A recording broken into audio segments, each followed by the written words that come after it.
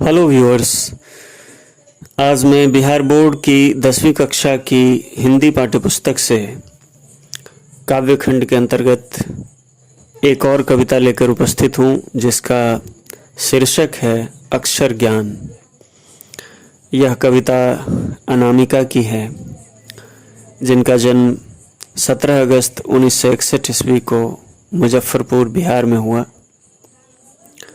अनामिका गद्य और पद्य दोनों में एक साथ सक्रिय रूप से लेखन कार्य कर रही हैं।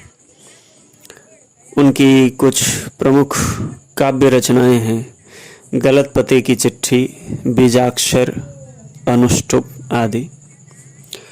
आलोचना में उनकी 2 किताबें हैं, पोस्ट एलियट पोएट्री और स्त्रीत्व का मानचित्र।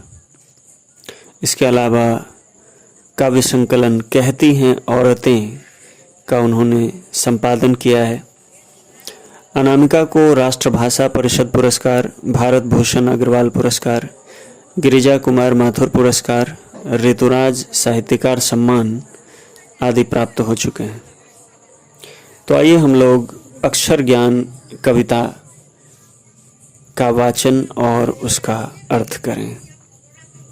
कवयित्री कहती हैं, चौखटे में नहीं अटता बेटे का कौ, कबूतर ही है ना, फुदक जाता है जरा सा। शुरू में अक्षर ज्ञान कराते समय, बच्चे को पढ़ाते समय यह साधारण सा लगने वाला कार्य भी बहुत गंभीर हो जाता है। अक्षर ज्ञान की वह पहली सीढ़ी चढ़ना बच्चे के लिए असंभव सा हो जाता है। और कवित्री कौतुकपूर्ण तरीके से यहाँ यह स्पष्ट करती हैं कि बच्चे को हम जब सिखाते हैं क से कबूतर, तो उसकी कल्पना में कबूतर आ जाता है फुदकता हुआ सा, और उसका क चौखटे के बाहर निकल जाता है, पंक्ति से उतर जाता है उसका ख खरगोश की खालिस बेचैनी में। जब हम उसे सिखाते हैं ख से खरगोश, तो उसका ख पंक्ति से बाहर आ जाता है, उतर जाता है। खरगोश की कल्पना में बच्चा खो जाता है। जिस तरह से खरगोश बेचैन सा इधर उधर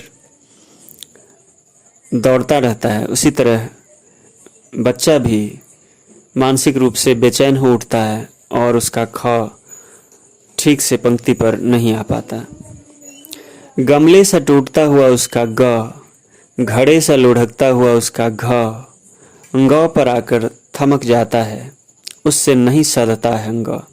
इसी तरह बारी बारी से गौ कहते समय वह गमले की कल्पना में, घ लिखते समय घड़े की कल्पना में चला जाता है और उसे ठीक से लिखने नहीं आता। लेकिन गौ पर आकर वह बिल्कुल रुक सा जाता है।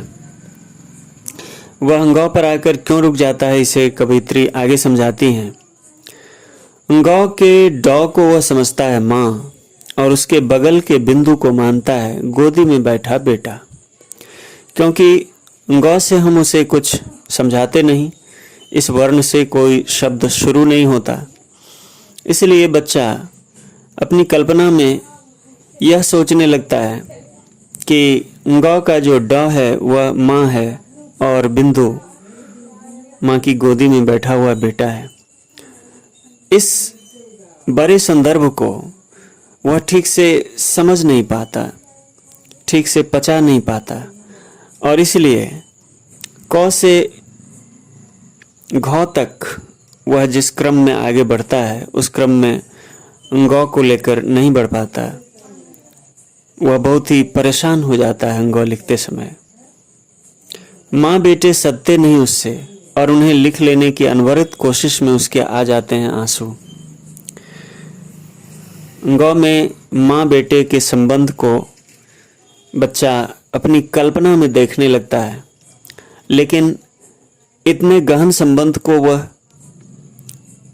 कैसे समझे और उसे उस अक्षर में उतार कर कैसे लिखे, उसे समझ नहीं आता। वह बेचैन हो जाता है और लगातार कोशिश करते हुए उसकी आंखों से आंसू छलक जाते हैं। पहली विफलता पर छलके ये आंसू ही हैं शायद प्रथमाक्षर सृष्टि की विकास कथा के। लेकिन कवित्री अंत में एक गहरा आशय प्रकट करती हैं और कहती हैं कि यह पहली जो विफलता है, इसी विफलता के कारण उस समय जो पहला आंसू छलकता है आंखों से, वह शायद सृष्टि की विकास कथा का प्रथम अक्षर है और यहीं से सृष्टि की विकास कथा शुरू होती है। यानी विफलता ही वह पहला सोपान है जहाँ से हम सफलता की तरफ आगे बढ़ते हैं। यह विफलता अक्सर लोगों को घबरा देती है, लेकिन हमें घबराना नहीं चाहिए। विफलता से सफलता की ओर ही इस जीवन का क्रम है, इस सृष्टि का क्रम है। विकास की एकमात्र यही शर्त है। तो मुझे लगता है अक्षर ज्ञान कविता आपकी समझ में आई होगी। इसी तरह से साहित्यांगन चैनल पर आने वाले वीडियोस को देखें, इन्हें लाइक करें, शेयर करें और साहित्यांगन चैनल को सब्सक्राइब ज़रूर करें। आज के लिए इतना ही। बहुत बहुत धन्यवाद।